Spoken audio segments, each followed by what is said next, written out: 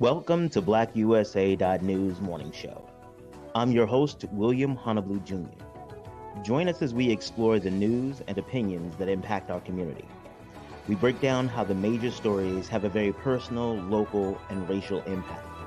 No topic is off limits, but even if the conversation gets rough, we're always going to keep it real.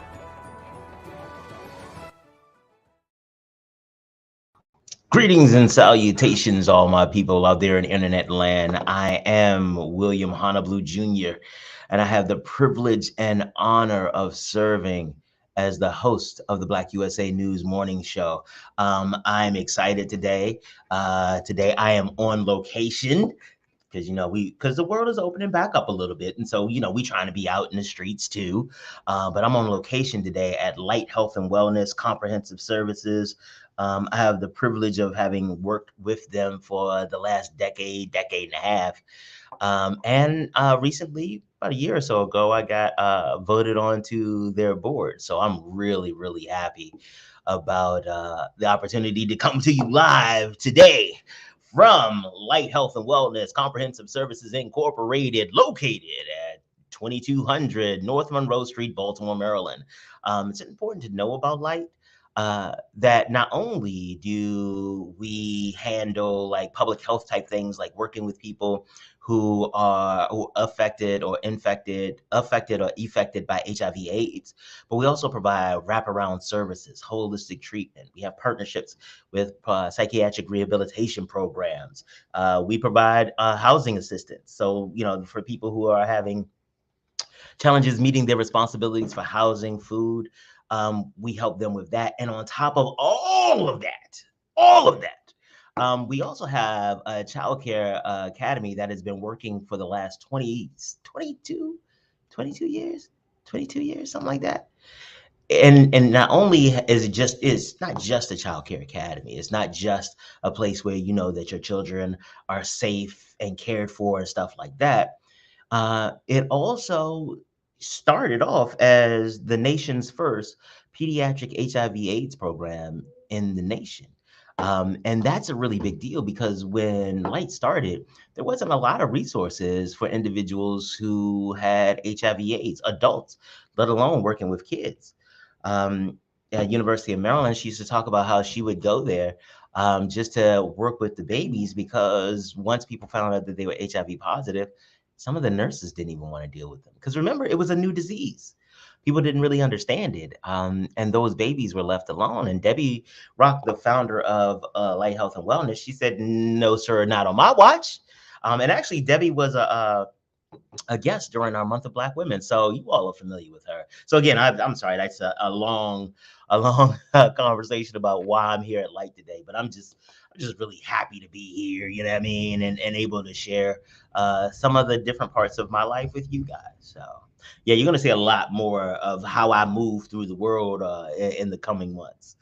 Um, so again, today is National Alcohol Screening Day.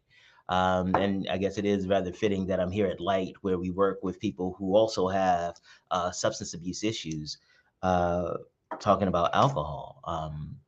The alcohol screening day is the first full Thursday in the month of April. The reason that it's important to be screened for alcoholism, especially if you have people in your family who have problems with alcohol, is because they're learning that a lot of predisposition toward alcohol and alcoholism is really based on genetics. And so you may be predisposed to it, which means that you'll have to take greater precautions in your life. Now, the beauty of that is that if you know you're predisposed to it, then you could take steps to ensure that you don't expose yourself to alcohol in a way that somebody who doesn't have the predisposition might be able to. So, if you do have someone in your family, or you are concerned about the amount you drank, or if your friends and family have told you that maybe you have a problem, it wouldn't hurt you to go ahead and get screened for alcoholism, because the earlier you get screened, the more likely it is you'll be able to get into treatment, and that treatment can go well. So, all that. Uh, let's also not forget that today, this week is part of National Student Employment Week. And we want to make sure that students out there who need an opportunity to get some work, they have that. So Coppin Academy is hosting, let me say that, is hosting an achievement academy for their students, and they're looking for tutors. If you are interested in tutoring, if you have some experience isn't necessary. But if you do have some experience and you're interested in tutoring, please shoot an email to me at the link, at the email address at the bottom of the screen, info@grindinggang.com, and we'll get that. Oh, wait a minute. Am I paused? Am I paused? Okay, I'm looking, and it looked like I was paused a little bit. Let me see what's happening.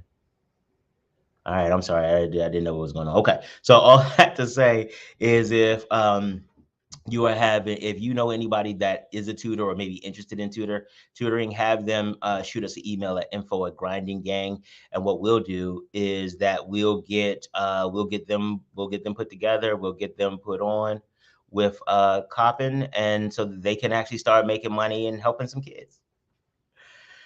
All right, so as always, I want to give a big shout out to the super producer Kyle Crazy Horse Morgan, and our assistant production section. I'm so excited, babe. I am just talking. And our assistant producer Brandy Raymar. Um, they have been exceptionally helpful in just making sure that we're able to be here every day for you guys and thinking it through and planning our activities and also handling places where I may have some deficiencies. So I never want to pass up an opportunity just to say thank you to them. Because, we say we need to give people their flowers while they're alive.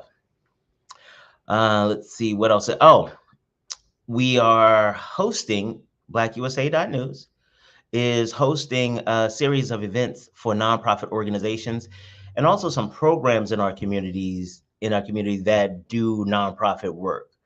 Uh, the first one is I guess the second one is our grant writing program. We teach people how to write grants under $50,000. It's really important to work with organizations at that low end of getting money because that sets the stage for them to get more money later. If you get, say, a $5,000 award from, hell, if you get a $500 award from Walmart, you don't need to tell people you got a $500 award from Walmart. You tell them that you are funded by Walmart, partially funded by Walmart. You make sure they understand and how to access this type of money, and also what to do once you get it.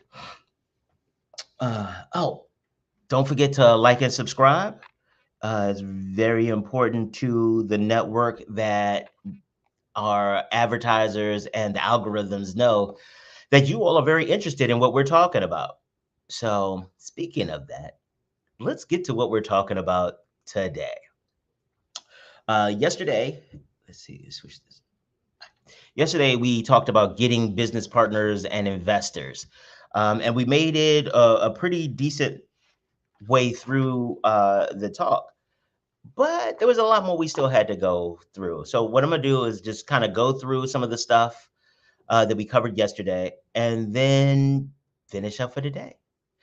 You all, please make sure to comment if you have any questions, because it doesn't make sense for me to go through and explaining all of this if you all aren't getting it. All right, let's keep it going.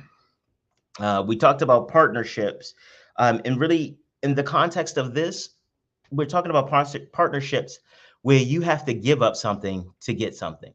Some cases it is an ownership interest in your company. You have to give somebody some ownership so that they'll give you money or they'll give you access to their network or other resources.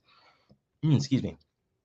Or it could be a situation where you are getting a promise. They promise to give you money in the future. Or I'm sorry, you promise to give them money in the future and they give you money today. That's all a loan is. A loan is a promise that you make to pay money back to them in the future. And those are the types of partners that we're going to be talking about. Volunteers, suppliers, and so you all can see the whole list. There you go.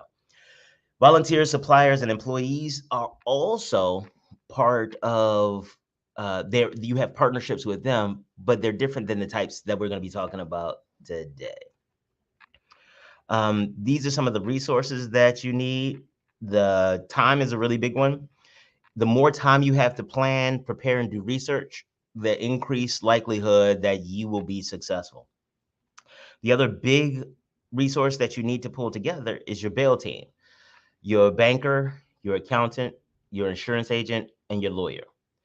These people are going to be really important when you bring on partners, primarily because the partnership is a legal issue.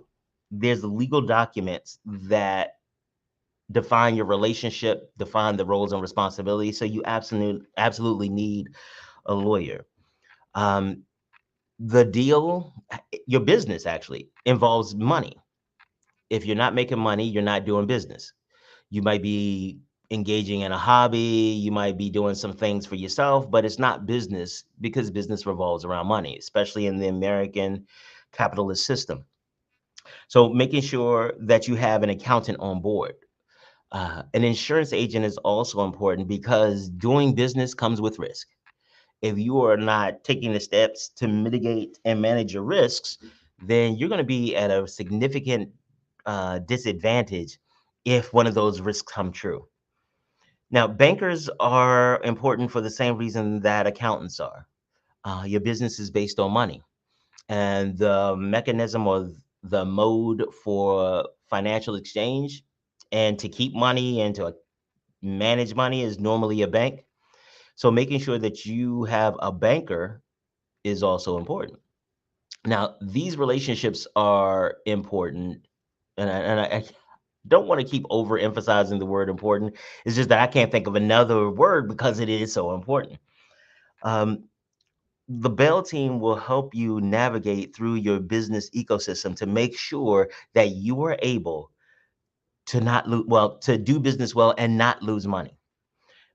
Business is fraught with a lot of downside, a lot of banana peels, a lot of things like that. And the more people you have on your squad to help you identify what you need to do, the more likelihood that you'll be successful. Also, clearly define your needs because if you don't know what you need, how do you know you're getting something that meets those needs? Oh, and by the way, if you need some legal help, you might want to call Murphy, Falcone, and Murphy. Oh, you see that right there? I'm telling you, I'm amazing. Some of the factors that you need to take into consideration. On this one, the one that I want to talk about, well, the two actually, are social emotional needs and sales.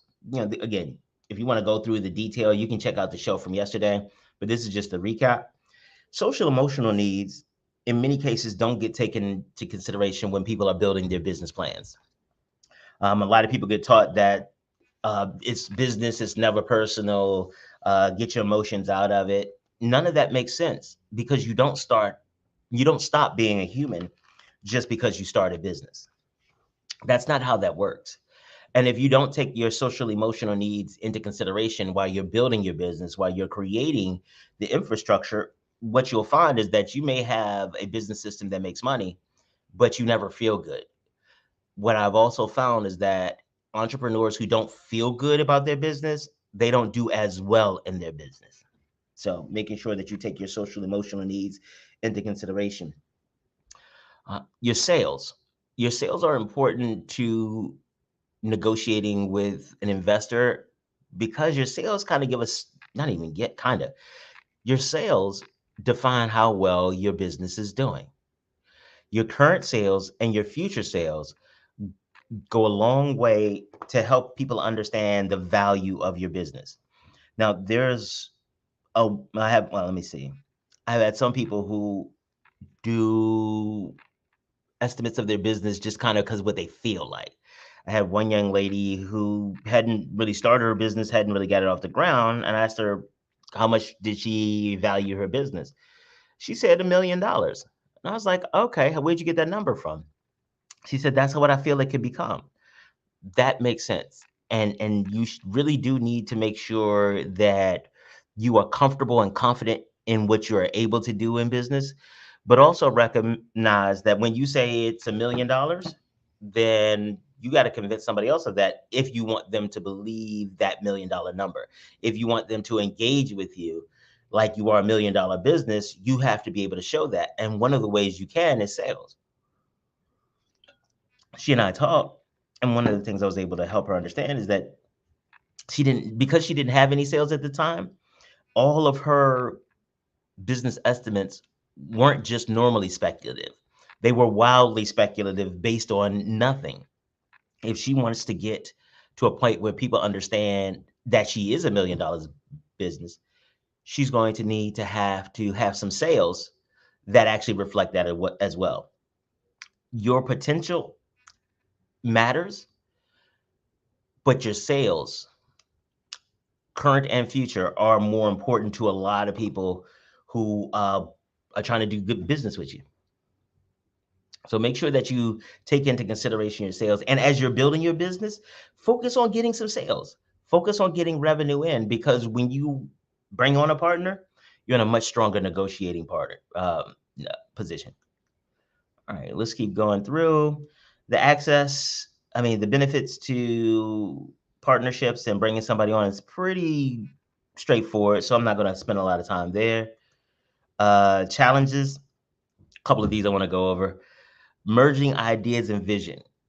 When you start your business, or if you're joining somebody else's business, there is already a vision in place about what can happen. Now, if you come to the table, you may believe that there's a different way to do it. There's a more profitable way to do it. That's the way a lot of companies make money. They find businesses that do really good in the startup phase, but maybe weren't capitalized well, didn't have enough other resources. And when they start going down because of management or lack of resources, the other company comes in and buys them. That's why you need to understand the impact of your management on your business outcome. Because if your business outcomes are based on poor management, then if you make changes in your management, you can have better business outcomes.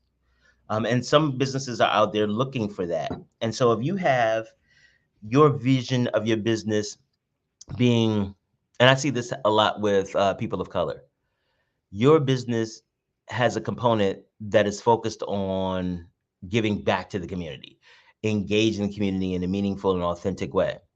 You may have somebody who's coming to the table who's very interested in just the profitability of it. So now you all at a standstill. You all need to figure a way out how to merge the vision and the mission. I mean, that can be tough. The other part is unarticulated expectations. Those happen not just in business, but in life in general. Make sure that you ask the follow-up questions. Don't assume that any question, well, let me be honest. Some questions are stupid, but it's better that you ask a stupid question, get an answer so that you don't make a stupid decision. If you have any challenges finding somebody to ask something to, make sure you hit the grinding gang up. We'll be more than happy to help you. Information. Oh, you know what? I forgot to let you all know the last couple. Uh, Falsipreneur, one of our really good partners. We work on doing uh, trauma-informed entrepreneurship education for the alumni of the foster care system. And Erica Myers, the founder and CEO, has been doing an amazing job. I Am Black Wall Street is a book by Donnie Glover that takes the Black Wall Street scholarship in a different direction. Not just looking at what Black Wall Street was, but looking at how Black Wall Street got created. It is a really great look and caused me to look at life a little bit differently, or look at Black Wall Street a little bit differently. And it gave some really interesting tips on how we might be able to create our own Black Wall Street. All right, and can't say enough about Dr. Tyrone Taborn and his staff over at STEM City USA. They do an amazing job of ensuring that we are in the metaverse and sharing information with Black people around the United States, hell, around the world. So big ups to STEM City USA. Make sure you all check them out. And for those of you all watching us on the metaverse, hey, how you doing? And now, edible arrangements. And we're going to talk about a little of the information that you need to be prepared to share when you are talking to a potential investor or partner. They're going to ask you about your finances, not just about how much money you have, but the terms of the deals that you have. What type of ownership do people have? What type of interest rates are you paying? What are any kind of loans or anything else you have outstanding? And what are your financial plans for the future? They're going to have to think about the tax implications. They're going to want to see your tax information. They're going to want to see your human resources, any contracts you have, any issues you have, your workers' compensation experience, the unemployment experience. Like there's a lot of information there. They're going to want to know about your legal situation, any lawsuits. They're going to want to review your contracts. They're going to want to look up your insurance. And they're also going to want to see the ownership interest or the documents that indicate title or that you own, whether it's real property, intellectual property, or personal property. So that's a lot of stuff. And some of that legal stuff is stuff like your articles of organizations or articles of incorporation. It's a lot of stuff. Just make sure that you're prepared. The earlier that you prepare, the less likely it is that you'll run into situations later. One of my really good friends, Michelle Holcomb, you all know Michelle. She used to say, if you stay ready, you ain't got a good ready. All right. Uh, the considerations. Oh, yeah, some of these. What are the entities involved? That's a really big deal because you need to make sure that the organization that you're doing business with really does exist or is really eligible to do business. There's been a number of times where I've found organizations that, while they may have done their LLC paperwork to start it correctly, they didn't continue it. I've had to end deals because the partner didn't have good standing with the state. I actually had one client who wasn't in good standing, was doing business with the state, and when it was ready for the state to pay her, she had to go and find another $2,000 to pay off the money that she owed the state before she can get the $20,000 they owed her. So be very careful about making sure that you're doing business with an entity that does exist. And if you find yourself in a criminal situation, hopefully not, you can give J. Wendell Gordon a call, the Warrior Lawyer. They don't just call him the Warrior Lawyer because it sounds cool. They call him that because he fights for his clients. If you don't believe me, I suggest you go on Google and find out for yourself. Some other considerations is figuring out are regulations involved. So, an example, if you're buying an assisted living home or a daycare center, you need to make sure you talk to the governing agency to find out what it is that you need to do to make that transfer.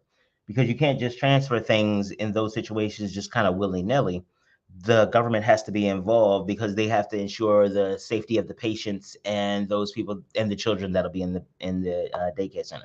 So making sure that you find out if there are any regulations are involved, because you don't want to get halfway through the deal or hell even all the way to closing, and or even worse, I did see this happen.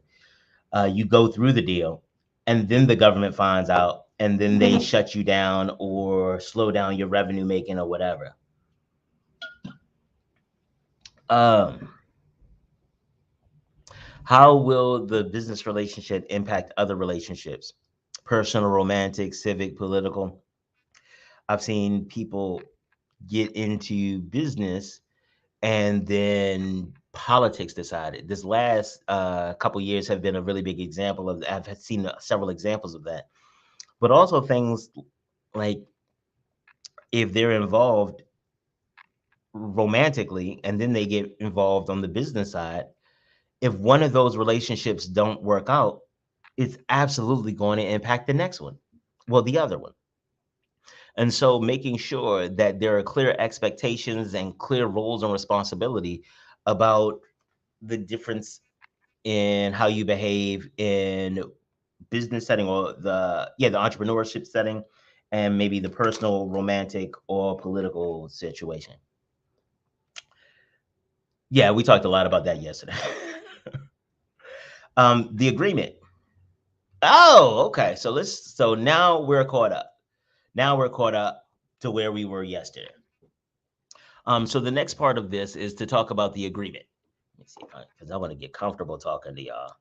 All right. So the next part of this is about the agreement, and I'm going to walk you through what I do with my clients, so that they can have meaningful conversations about the program, about what they're doing, about the partnership. So the first thing is breach, because the thing that creates your relationship is a agreement. So if you have a partnership with someone, even if it's not in writing, there is an agreement that you all will behave a certain way. Now, if you have an agreement, you have to know when that agreement is breached. So if I tell you that I'm going to be your lawyer and I'm going to represent you in your divorce, and then something happens and I can't do it, well, that means I breached the agreement. Well, if you are my client and you can't pay the money, then you've breached the agreement. So figuring out what looks like breach for your relationship with your partner, because it won't be the same for everybody. There are some people who trust is such a big deal, or they work on such razor thin margins, like they're not trying to let you have any mistakes. Especially some of them, like, you forget you cost too much money, you're gone.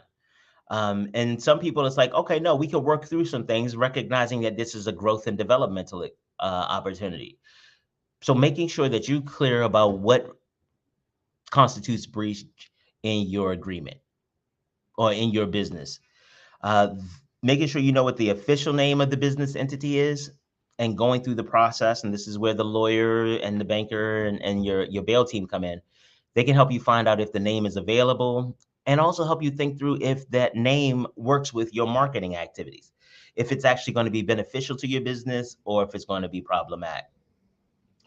Um, Consideration. I'm sorry. Yeah, consideration. Consideration is a legal term that means that it's not just a gift. It's like, what did I give you versus, and what did you give me? Now, the amount of it doesn't matter so long as there was an exchange.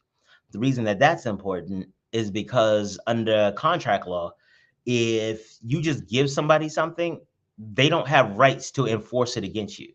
But you need to be able to identify what you're contributing and what you are receiving. In addition, not just for the legal requirements, but you also need to understand what you're given and what you're getting, because you need to be able to compare the values of those things. If you don't know what you're getting, if you're not clear about the value of it, you don't know whether you got a good deal or you got hustled. So make sure you understand consideration. Contributing roles and expectations. Who is responsible for which parts of the business? That is a conversation that absolutely needs to happen up front. Not just because you want to make sure that you aren't, or that you're clear, making sure that the person that you're doing business with is clear as well. Because if I think, and I think the example I used yesterday was that if I believe that as the CEO, I'm not responsible for filing our personal property tax filing because that's an operations issue. And the COO may say, well, I don't think filing the personal property tax file is a COO issue because it's a governance issue. Well, you may be right. And it doesn't matter who's right about that. It needs to get done. Doesn't matter why, doesn't, just make sure that it gets done and have the conversation with your business partner or the potential investor about that. You can also have conversations with them about helping people who are dealing with food insecurity. See how I had the segue to talk to you all about Breadcoin? Breadcoin is an actual coin, not just an NFT or on the web. It's an actual coin that the Breadcoin organization uses with restaurants that are partners. Partners, see that? See that? See that? Excuse me, so that people who are food insecure and support people who are food insecure can go into restaurants, order food, and sit down and be treated like a person. It is an amazing opportunity. It is a really great organization, and Black USA News is really looking forward to our ongoing partnership with them. All right, other things in the agreement. Oh man, my face is okay. You can see this better. Can you see this better? I don't know. Let's just go this way. All right, here we go. Decision making. How will disputes be resolved? Who is responsible for which decisions? Uh, had a brother and sister. They started a company, and we got to a point where we started talking about decision making, and they said, "No, we'll just if it's something we want to do, we'll just agree." And it's like, "Well, what happens when you can't agree?" Said, "Well, we just won't do it then." Say, "Okay, watch this. What if you all had been doing business with an organization and you didn't know that it had some issues, and one day somebody you come in that organization, you found out about the issues, and you want to stop doing business with them. Well, the other partner is like, well, this is a lot of good goddamn money, so we don't want to let go. What do you do in that situation? Because not doing something is doing something. You're still doing business with that organization. And I used the hyperbolic example to really get them focused on it, but they were like, oh wow. And what they ended up doing is that they had a friend that they both trusted, and they asked them to weigh in. If there was ever a conversation or ever issue, that friend will weigh in, and then they'd come to a decision. Basically, they kick the can down the road, but that's something you need to think about. At least they're better prepared to think about it if it ever happens than they were before, because we had the conversation. Um, Definition of profit. You might be like, well, profit's easy. It's like your expenses minus your revenue. It's not that easy, because this is where the accountant comes in helpful, because profit can be defined however you choose to define it. There is the standard definition of profit, where you have the amount of money you have. The amount of money it costs, your expenses minus your revenue is profit. But there are also profit before taxes. Are taxes an expense, or are they not? Is that before direct cost or indirect cost? Because the business still has to pay its BG&E, or its gas and electric, but its gas and electric may not be associated with one bill or with one client. So how do you define what constitutes profit? And this is again where the accountant becomes exceptionally helpful. Let's see what else. Identify identity of the parties. This is where a lot of conversation needs to happen, because there are significant implications. If I already have, so like Assistance Inc., I'm sorry, Grinding Gang Inc., that's my company. There is a difference if I'm bringing somebody into my company versus if my company is doing business with somebody else. If we are doing business outside of my company, because the rules become different. Because if you're running your own company, there may be certain risks that I'm comfortable you taking that when it comes to my company, I'm not comfortable taking. And sometimes I don't know about those, because I don't know everything about the way your company runs before we become partners. So having this conversation about who the partners are, having the conversation about who the partners are is incredibly important, because if I'm bringing you into my company, that's a different circumstance than if we're creating a company separately. There's benefits and detriments to both. To create a company outright means that it's clean, it doesn't have any baggage or any whatever, so you can start fresh. The problem is also that it has no history. So if you're looking for clients who want somebody or wants an organization that's been around for a while, starting a new organization won't help. But if you already have an organization that has some challenges, well, using the existing organization may not help. And this is where your build team will become helpful to figure those things out. Or the grinding game. If you have a question, make sure that you hit me up at info@grindinggang.com, and we might be able to help you. Now, the limitations will help keep the business from going too far.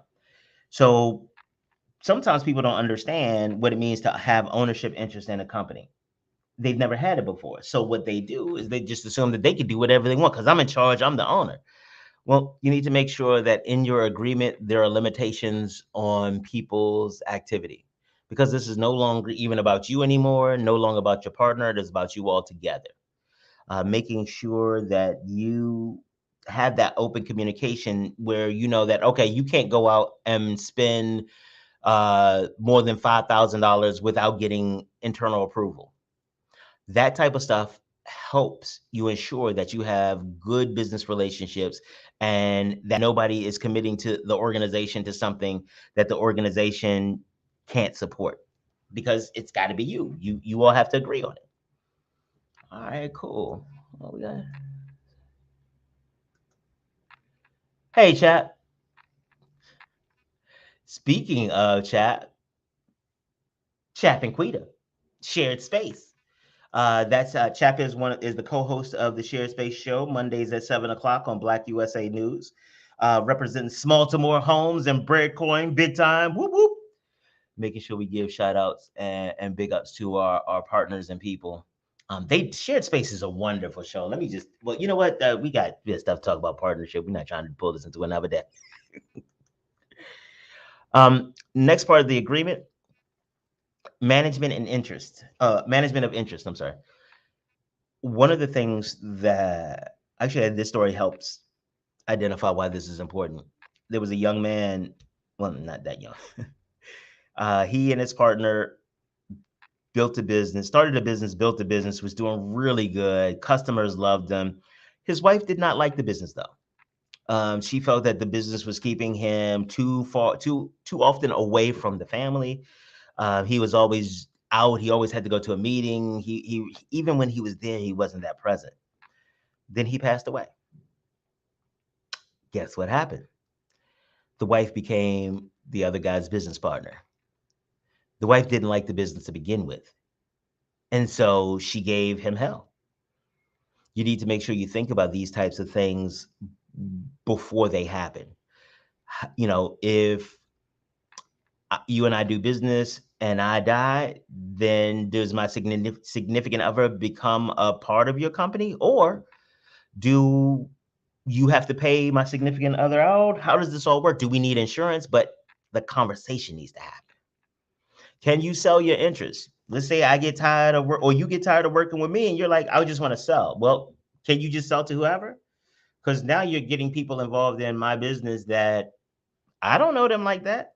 So making sure that when there's transfer, that you take those rules into consideration so that you can protect everybody's interest. Making sure that as you move forward in your business, everybody is on board with the why.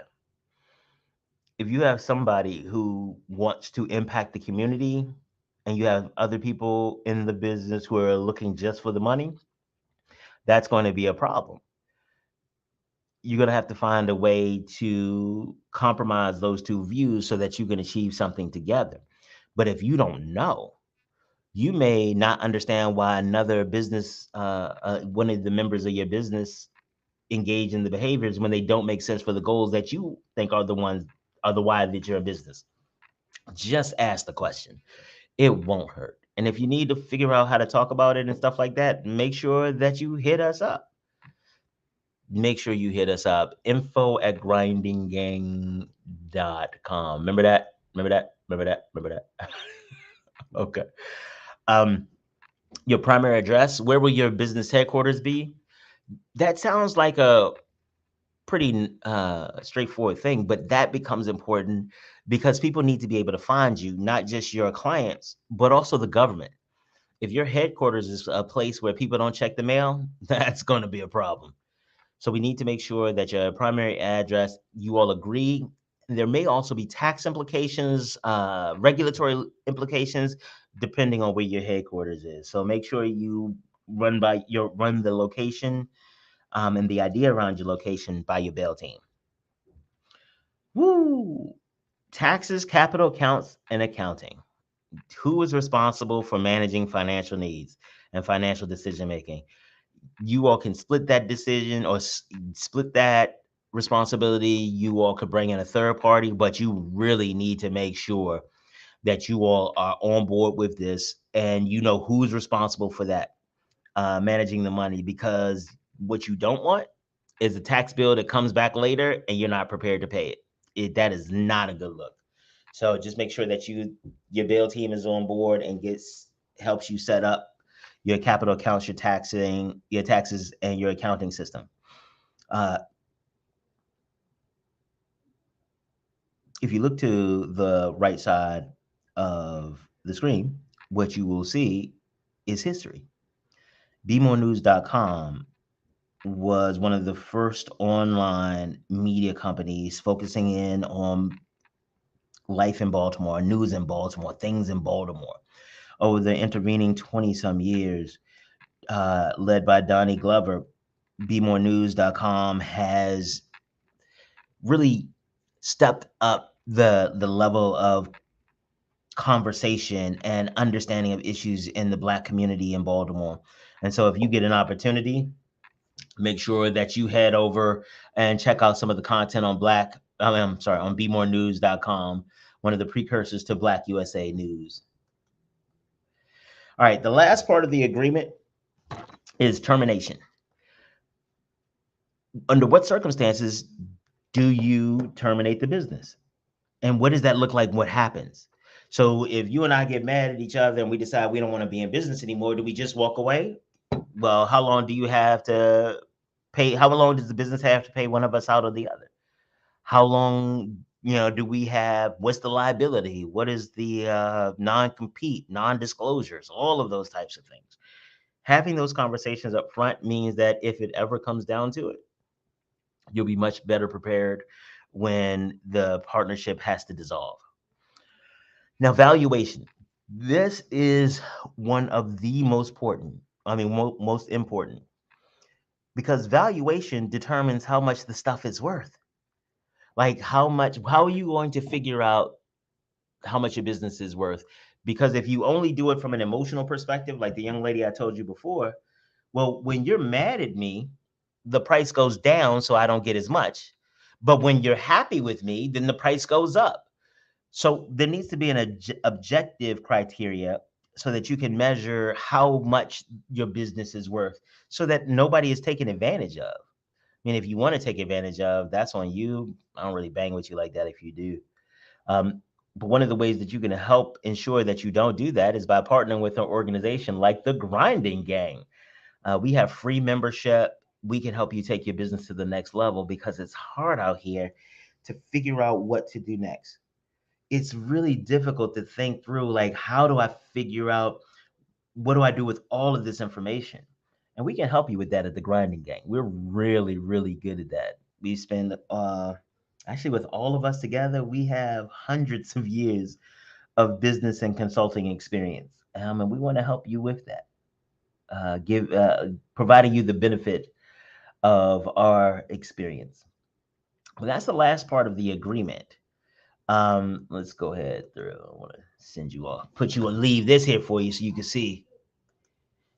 So this is how you can get in contact with us. This was a service of the Grinding Gang. My company is what we do. There we go. So I want you to give us a call.